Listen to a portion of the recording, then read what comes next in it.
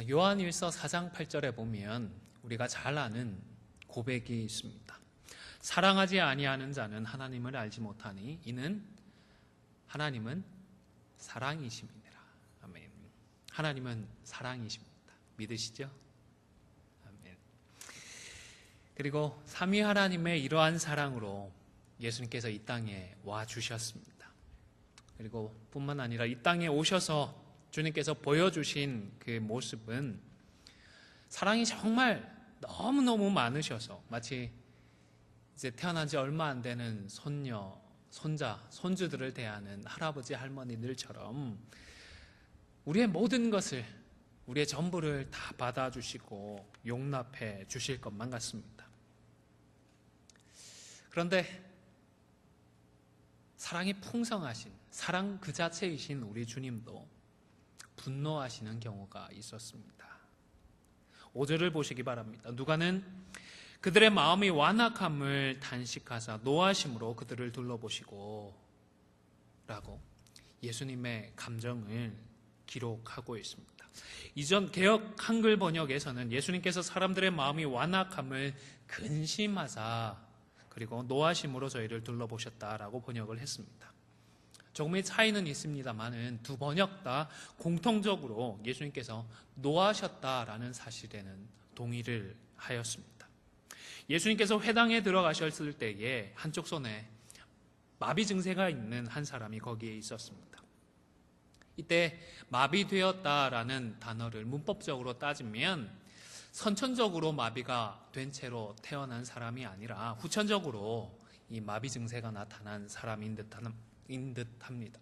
어떤 질병으로 손이 그만 마비가 왔든지 아니면 어떤 사고로 근육이 말라버렸든지 간에 이 손의 활동력을 완전히 잃어버린 상태였습니다. 그런데 이때 회당 안에는 이 환자 말고도 많은 사람들이 같이 있었습니다. 그런데 이 사람들은 손 마른 사람을 바라보면서도 별다른 느낌이 없었습니다. 관심이 없었습니다. 오히려 예수님께로 관심이 집중되어 있었습니다. 이 사람들은 예수님을 송사하려고 벼르고 있었던 사람들입니다. 어떻게든 꼬투리를 잡아서 예수님을 고발하려고 하는 것입니다.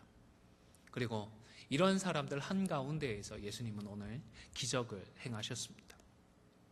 당시 유대인들은 아주 세밀한 조항까지 만들어가면서 안식일을 준수하고자 했습니다. 예를 들어서 안식일에 만약에 집이 무너졌다, 그리고 그 무너진 그 잔해에 사람이 깔려버렸다, 어떻게 해야 될까요? 당연히 꺼내 주어야 할 텐데 유대인들은 좀 더 세분화시켰습니다. 사람이 깔려 있는데 생명이 위태로운 경우, 그리고 생명이 위태롭지 않은 경우, 그리고 이미 죽어버린 경우, 이렇게 구분을 하고 그 대처의 방법을 구체적으로 직시를 했던 것입니다. 그래서 생명이 위독한 상황이면 구해 주어야 하겠지만 위독하지 않다든지 그만 이미 죽어버린 상태라면 안식일이 끝날 때까지 그대로 두어야 한다라고 규정을 했던 것입니다. 지금 예수님의 경우는 이러한 율법의 관례로 볼 때에 어떻게 판단이 될 수 있을까요?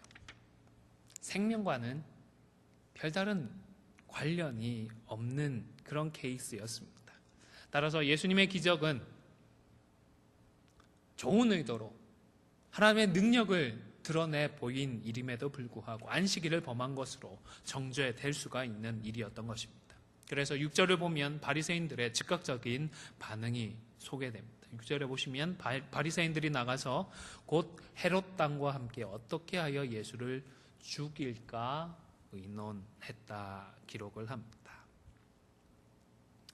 그리고 예수님은 그 사람들의 완악함을 이미 알고 계셨습니다. 안타까워하셨습니다. 누가는 예수님이 탄식하시고 분노까지 하셨다라는 사실을 굳이 기록을 했던 것입니다. 여기서 완악함이라는 단어는 돌덩어리를 생각하시면 되겠습니다. 딱딱하게 굳어버린 상태를 표현하는 단어입니다. 특별히 사람의 마음이 굳어버려서 냉담해져 버린 그런 상황을 묘사하는 단어입니다. 그저 단순히 감정적인 측면만을 표현하는 단어가 아닙니다. 유대인들은 마음이라고 할 때에는 항상 감정뿐만 아니라 지성과 의지를 총망라하는 것으로 이해를 했습니다. 완악해졌다는 말은 감정이 굳어버렸다라는 의미입니다. 동시에 지성이라고 하는 것도 굳어져 버렸고 인간의 의지도 그렇게 딱딱하게 굳어버렸다라는 의미인 것입니다. 감정 못지않게 지성이라고 하는 것도 그렇게 굳어버릴 수가 있습니다. 우리가 원하는 것, 바라는 것들은 잘 판단하고 수용을 하지만 우리의 감정에 반하는 것들은 이상하게 이성도 정상적으로 작용하지 않는 경우가 꽤 있는 것 같습니다. 의지도 마찬가지입니다. 의지도 마음이 어떻게 굳어버리느냐에 따라서 한쪽 방향으로 쏠릴 수가 있습니다. 이것은 범죄에서 타락한 인간의 자유의지에 대한 설명과도 관련이 있습니다. 잘 아시는 어거스틴이라고 하는 중세의 신학자는 타락한 인간에게도 자유의지라고 하는 것이 있지만 그러나 타락했기 때문에 이 자유의지를 가지고 하나님을 반역하는 쪽으로만 사용한다라고 설명을 했습니다. 죄에 오염된 인간의 의지가 하나님을 반하는 쪽으로 굳어버렸다라고 설명을 하는 것입니다.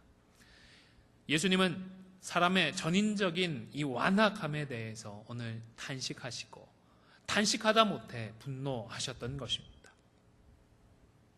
그렇다면 여기서 사람들의 이 완악함이 무엇에 대한 완악함이었는가를 한번 생각해 보면 좋겠습니다. 오늘 유대인들의 마음의 완악함은 첫 번째로 예수님의 사역에 대한 완악함이었습니다.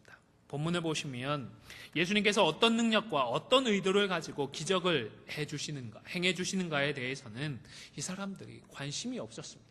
예수님의 사역에 대해서는 이미 굳어질 대로 굳어져서 관심이 없었습니다. 예수님이 과연 이 사람을 고칠 수 있을까? 아니면 고치지 못할까? 여기에는 관심이 없었습니다. 이미 예수님께서 이 사람의 손은 충분히 고칠 수 있는 분이라는 사실을 알고 있었습니다.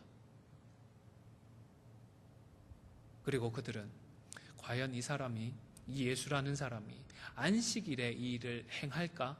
행하지 않을까? 우리가 꼬투리를 잡아서 이 사람을 송사할 수 있을까? 송사하지 못할까? 이 사람을 과연 우리가 죽일 수 있을까? 죽이지 못할까? 여기에만 관심이 있었던 것입니다. 조금 각색해서 표현을 하자면 저 예수라는 나사렛 괴수가 제발 좀 지금 저 사람을 고쳐줘서 우리가 어떻게든 이 사람을 처형할 구실을 발견하면 좋겠다라는 마음이 있었던 것입니다. 두 번째로 이 사람들의 마음의 완악함은 말씀에 대한 완악함이었습니다. 4절을 보시면 그들에게 이르시되 안식일에 선을 행하는 것과 악을 행하는 것, 생명을 구하는 것과 죽이는 것, 어느 것이 옳으냐 하시니 그들이 잠잠하거늘 했습니다. 예수님께서 말씀을 하셨습니다. 사람들의 의중을 아시고 질문을 하셨던 것 같습니다. 과연 어느 것이 옳습니까? 답은 명백합니다. 그러나 그 자리에 있던 사람들 중 그 누구도 그 분명하고 명백한 대답을 답한 사람은 없었습니다.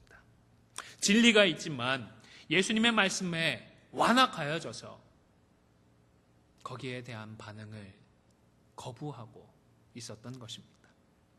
그렇다면 사람들은 왜 예수님의 사역과 예수님의 말씀에 이렇듯 완악한 마음을 가지게 되었을까요? 본문에 구체적으로 나오지는 않지만 아마 개인적인 선입견이나 다른 의도가 있었기 때문이 아닐까 추정해 볼 수 있다 싶습니다. 이날 회당에 모인 사람들에게는 예수님을 송사하려는 원래의 목적이 있었습니다. 그래서 예수님의 말씀을 듣고 또 예수님의 사역을 보면서도 그만 끝까지 완악하고 말았던 것입니다. 사랑하는 성도 여러분, 여러분은 하나님께서 우리에게 주시는 말씀에 과연 어떻게 반응을 하고 계십니까? 특별히 이 강단을 통해 설교의 형태로 주시는 말씀에 대해서 어떤 마음을 품고 계십니까? 우리도 경계하지 않으면 오늘 본문에 나타난 이 바리새인들과 같은 어리석음을 여기에서 우리도 자유로울 수는 없습니다. 설교자와의 개인적인 관계가 여기에 개입될 수가 있습니다. 하나님의 말씀으로 듣고 도전받고 결단하고 은혜를 나눈 것이 아니라 우리도 어떻게든 설교를 들으며 꼬투리를 잡아내려고 말씀을 집중하게 되는 경우가 없으리라는 장담은 할 수가 없는 것입니다. 물론 현대교회에서 신앙과 인격을 겸비한 그런 목사가 요구되고 있습니다. 나이 80을 지나 온유함이 지면에 승했던 그 모세처럼, 그리고 예수님처럼 온유한 분이라면 정말 좋겠지만 그렇지 않은 경우에는 어떻게 해야 될까요? 신앙이든 인격이든 문제 있는 사람이 서서 설교를 하게 되면 과연 그 말씀이 성경에 근거한 말씀일 때에 우리는 어떻게 반응해야 할까요? 사람의, 설교자의 인간적인 부족함 때문에 우리가 마음을 딱딱하게 굳혀버리고 하나님의 말씀을 듣지 않고 우리의 귀를 막아버린다면 과연 누구의 손해일까요? 아무쪼록 기도하면서 내가 바꿀 수 없는 것들에 대해 너무 탄식하지 말고 내가 할 수 있는 것들, 기도함으로 내 마음의 밭을 잘 기경하셔서 사람이 아니라 우리 하나님을 바라보시고 하나님의 음성만을 듣는 복을 함께 누리실 수 있기를 간절히 소원합니다. 또 두 번째로, 예배를 보고 설교를 듣기만 하려는 경우에 우리는 완악하다라는 평을 들을 수 있지 않을까 싶습니다. 한번 설교를 하는 사람의 입장이 되어 보시겠습니까? 어떤 경우가 설교하기 제일 힘들까요? 설교자마다 다를 수는 있겠지만 저 개인적으로는 그 설교학 한 학기 수업을 마치고 마지막 설교 한 편을 준비를 해서 같이 수강했던 학생들이랑 교수님께 평가를 받아야 하는 설교의 자리가 제일 힘들었습니다. 설교를 하고 이 설교를 점수로 환산을 받는다는 자리가 그렇게 부담스러울 수가 없었습니다. 그 한 학기 수업이 끝나고 교수님과 개인적으로 대화를 나눌 수 있는 시간이 있었습니다. 그런데 그 교수님께서도 정말로 이 강의는 부담스럽다라고 고백을 하셨습니다. 가르쳐야 하고 또 가르친 것들, 배운 것들에 대해서 평가를 해야 하기 때문에 어쩔 수는 없지만 평가를 하는, 점수로 환산하기 위해서 그 자리에 앉아있는 자신은 정작 교수님도 설교에 은혜를 받은 적이 없다라는 고백을 하셨습니다. 말씀을 들으면서 이것이 얼마나 좋은 설교인지, 얼마나 은혜롭게 증거되는 말씀인지에 대해서 집중을 하면 결코 하나님께서 허락하시는 참된 은혜에 우리가 나아갈 수가 없습니다. 설교가 아니라, 설교를 통해 누릴 은혜가 아니라 그것을 통하여서 말씀하시는 우리 하나님께 집중할 수 있기를 바랍니다. 내게 하나님께서 무엇을 말씀하시는지에 대해서 집중하고 그것을 듣기 위해서, 그 하나님의 음성을 듣기 위하여 더욱더 수고하고 노력하는 저와 여러분이 되실 수 있기를 바랍니다. 또 어떤 경우가 있을까요? 내가 들으려고 하지 않고 다른 사람에게 좀 듣게 해주려고 하는 경우, 다른 사람에게 적용하는 경우가 되지 않을까 싶습니다. 오늘 설교 참 하나님 기가 막히게 어떻게 그렇게 하시고 말씀해 주시지? 오늘 아무개가 꼭 와서 들었어야 되는 설교인데. 누가복음 6장의 말씀처럼 자기 안의 들보를 보지 못한다면 예수님의 오늘 책망에서 우리는 자유로울 수 없습니다. 말씀 앞에서 우리 자신을 겸손히 낮추어야 합니다. 말씀 앞에서 완악하게 행한 큰 두 번째 이유는 또한 이들은 하나님의 말씀보다 사람들이 규정해 놓은 규칙들을 더 중요하게 여겼기 때문입니다. 유대인들은 조상들의 유전을 예수님의 말씀보다 더 중요하게 여기고 있었습니다.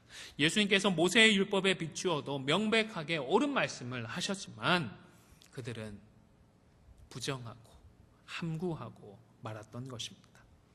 분명히 기억하실 수 있기를 바랍니다. 말씀 이상의 권위를 갖는 것은 그 어떤 것도 있을 수 없습니다. 우리 신앙에 있어서 유일한 기준은 성경 말씀인 것입니다. 물론 말씀만 가지고 모든 것을 판단하라 이런 말씀을 드리는 것은 아닙니다. 성경은 백과사전은 아니기 때문입니다. 하나님은 성경을 통해서 삶의 모든 것들에 대해 답을 주고자 하지는 않으셨습니다. 우리가 붙들어야 할 분명한 원칙들을 제시해 주십니다. 그렇기 때문에 우리는 다른 도움들도 받을 수 있습니다. 다른 성도들, 신앙에 연륜이 있는 분들을 통하여 도움을 받을 수가 있습니다. 또 교회의 역사를 통하여 여러 가지 교훈을 받을 수가 있습니다. 이 모든 것들을 살피고 헤아리면 우리가 크게 유익을 받을 수 있습니다. 왜입니까? 해 아래 새 것이 없기 때문입니다. 많은 것들이, 아니 모든 것들이 반복되고 있습니다. 자, 이제 조심하고 경계해서 잘 준비해서 하나님의 말씀을 받았을 때에는 우리가 어떻게 해야 할 것인지 마지막으로 한번 살펴보겠습니다. 완악함을 떨쳐버리고 준비된 마음으로 하나님의 말씀을 받을 때에는 첫 번째로 아멘으로 화답해야 합니다. 고린도후서 1장 20절입니다. 하나님의 약속은 얼마든지 그리스도 안에서 예가 되나니 그런즉 그로 말미암아 우리가 아멘하여 하나님께 영광을 돌리게 되느니라. 우리 성도들의 아멘은 하나님의 약속이 예수 그리스도 안에서 성취된 사실을 인정하고 하나님을 찬양한다는 의미가 있습니다. 또한 예수 그리스도의 예가 하나님의 뜻에 대한 순종을 의미하는 것처럼 우리들의 아멘도 그리스도를 통하여 계시된 하나님의 뜻에 순종을 표시하는 것입니다. 순종함으로 하나님께 영광을 돌리는 것이 되는 것입니다. 내 생각이나 내 입장 혹은 내 기준과 그것이 다르다 하더라도 명백한 하나님의 말씀과 하나님의 말씀에 건전하게 기초한 해석과 적용인 경우에는 우리도 아멘으로 화답해서 하나님께 영광을 돌려야 하는 것입니다. 우리에게 말씀하시는 그 하나님에 대한 겸손의 표현이고 하나님을 하나님으로 인정해드리는 적극적인 예배의 행위입니다. 뿐만 아니라 이것은 다른 성도들에게 은혜를 끼치는 방편이기도 합니다. 우리가 통성기도를 하면서 다른 성도들을 격려하고 함께 기도의 힘을 얻는 것처럼 하나님의 말씀 앞에 아멘으로 화답하면 다른 성도들에게도 도움이 되는 것입니다. 물론 무조건 아멘만 하라는 말은 결코 아닙니다. 명백한 하나님의 말씀에 아멘으로 화답해서 하나님께 영광을 돌려야 한다라는 말씀입니다. 그저 듣기 좋은 얘기, 복 받으라는 얘기만 아멘 아멘 하자는 것은 아멘 아멘 하는 그런 모습은 이제 지양을 해야 되겠지요. 하나님의 말씀이 주어질 때에 꼭 아멘으로 화답하는 우리 모두가 되실 수 있기를 바랍니다. 입으로 소리 내어서 아멘 하라는 말도 아닙니다. 마음속으로나마 하나님의 뜻이 맞습니다. 하나님, 제가 그렇게 순종하겠습니다. 우리의 의지를 담아서, 우리의 감정을 담아서, 우리의 지성을 담아서 아멘으로 화답하며 하나님께 영광을 돌리실 수 있기를 바랍니다. 그리고 마지막으로 하나님의 말씀 앞에서는 순종하실 수 있기를 바랍니다. 오늘 본문으로 다시 돌아가서 오른손 마른 그 사람의 증상이 언제 회복되었는지를 확인해 보실 수 있기를 바랍니다. 5절입니다. 그들의 마음이 완악함을 탄식하사 노하심으로 그들을 둘러보시고 그 사람에게 이르시되 내 손을 내밀라 하시니 내밀매 그 손이 회복되었더라. 언제 회복되었죠? 예수님께서 말씀하셨을 때 회복되었나요? 아니죠. 그 사람이 예수님의 말씀을 듣고 순종하여서 손을 내미는 그 순간 이 사람의 손이 회복되었던 것입니다. 말씀에 순종할 때에 하나님의 능력이 나타납니다. 이웃을 사랑하라, 지체를 사랑하라는 그 하나님의 말씀에 순종했을 때에, 바로 순종할 때에 하나님의 역사가 우리 가운데 함께합니다. 비록 그 사람의 말과 행동이 내게 상처가 되어지고 내 감정을 긁기도 하겠지만 그럼에도 불구하고 하나님께서 내게 사랑하라고 말씀하셨기 때문에 순종하여 사랑할 때에 우리 가운데에 인간의 연약함에도 불구하고 합력하여 선을 이루시는 그 하나님의 역사하심이 함께하게 되는 것입니다. 이제 말씀을 정리하고자 합니다. 우리 예수님 정말 좋으신 분이십니다. 이 좋으신 분을 다시 근심시키지 않았으면 좋겠습니다. 우리를 위해 피 흘리시고 죽기까지 하신 예수님이 단식하다 못해 나 때문에 분노하시는 일이 일어나지 않았으면 좋겠습니다. 우리가 마음을 겸손하게 준비해서 겸손하게 말씀 앞으로 나아갈 때에 우리 주님은 정말로 기뻐하십니다. 즐거워하십니다. 그리고 그 말씀을 듣고 우리가 아멘으로 화답하며 영광을 돌리며 말씀에 겸손히 순종하여 우리 하나님의 능력을 함께 풍성하게 누리는 저와 여러분이 다 되실 수 있기를 주님의 이름으로 간절히 축원을 드립니다. 말씀을 기억하며 잠시 기도하도록 하겠습니다. 사랑이신 우리 주님을, 우리를 사랑해 주신 우리 주님을 다시금 근심시키고 분노하게 만들지 않고 이 더운 한여름날에 냉수 한 잔처럼 주님을 시원하게 또 기쁘시게 해드리는 우리가 되게 하여 주시옵소서. 기도했으면 좋겠습니다. 아울러 말씀에 잘 순종하여 하나님께 영광 돌리고 또 하나님의 능력을 체험하고 그것들을 지체들과 함께 나눌 수 있는 우리들 되게 하여 주시옵소서 소원하며 기도했으면 좋겠습니다. 세 번째로 우리 조국을 위해 기도해 주시기를 바랍니다. 안정을 찾을 수 있도록 평화를 계속해서 지켜나갈 수 있도록 더 나아가서 조국이 통일되어지고 또 조국교회에 허락되어진 하나님 나라의 귀한 사역들을 더욱더 귀하게 감당할 수 있는 은혜를 하나님 허락하여 주시옵소서. 조국을 생각하며 조국의 교회를 생각하며 기도해 주시기를 바랍니다. 그리고 네 번째로 담임 목사님 청빙의 과정들이 은혜 가운데에 이루어짐으로 안디옥 교회를 향한 하나님의 뜻들을 우리가 다시금 잘 감당할 수 있는 새로운 계기가 되게 하여 주시옵소서. 우리 함께 부탁드린 기도의 제목들을 기억하며 잠시 기도하도록 하겠습니다. 좋으신 아버지 하나님, 우리를 불쌍히 여겨주시고 긍휼히 여겨주시기를 소원합니다. 우리 주님 정말로 사랑이시고 그 사랑을 이 땅에 오시고 십자가의 피 흘리심으로 몸소 보여주셨사온데 하나님, 그 주님을 근심시키는 저희들, 탄식시키는 저희들 되어지지 않도록 우리의 말과 행동, 우리의 생각을 주관하여 주시기를 간절히 소원합니다. 말씀과는 동떨어지고 내 감정대로, 내 욕심대로, 내 의지대로 살아가면서 우리 주님을 분노하게 만들지 않도록 우리를 지켜주시기를, 우리를 일깨워 주시기를 간절히 바라고 소원합니다. 온전히 말씀을 붙들고 말씀의 순종함으로 나아가는 가운데 무더운 날, 한여름날의 그 냉수 한 잔처럼 주님을 시원하게 해드리는 저희들 되어질 수 있도록 인도하여 주시옵소서. 하나님의 말씀을 붙들고 말씀의 순종함으로 주님을 기쁘시게 해드리는 우리가 되어질 수 있도록 인도하여 주시기를 간절히 소원합니다. 아버지 하나님, 무엇보다 말씀에 잘 순종하여 하나님께 영광이 되어지는 저희들 되게 하여 주십시오. 말씀에 순종함으로 하나님의 능력을 함께 체험하는 저희들 되어질 수 있도록 인도하여 주시옵소서.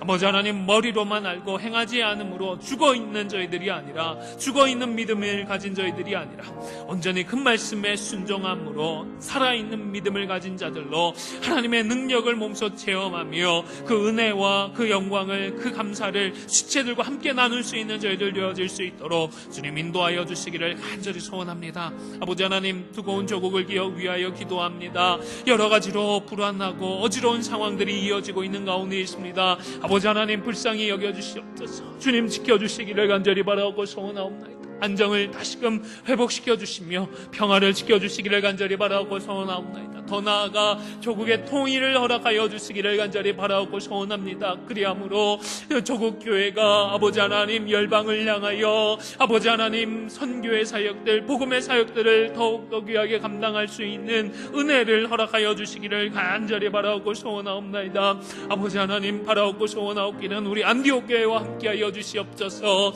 아버지 하나님, 중요한 시기를 시간을 지나게 될 줄로 압니다. 아버지 하나님, 이제 후임 목사님을 청빙하는 과정들을 이어가야 할 터인데 하나님 지켜주시옵소서. 우리의 생각을, 우리의 마음을 주님 붙들어 주시고, 무엇보다 기도하는 가운데에 하나님 앞에서 하나님이 뜻하시는 대로, 하나님이 원하시는 대로 일들을 감당해 나아갈 수 있도록 주님 인도하여 주시기를 간절히 바라고 소원합니다. 아버지 하나님, 다음 세대를 이어나갈 수 있도록 아버지 하나님 허락하신 그 귀한 복음의 사역들을 안디옥 교회가 계속해서 감당해 나갈 수 있도록 주님 아버지 하나님, 저희들이 준비하며 저희들이 준비되어지는 훈련되어지고 세워져 나가는 기간들이 되어질 수 있도록 주님 인도하여 주시옵소서. 붙들어 주시옵소서.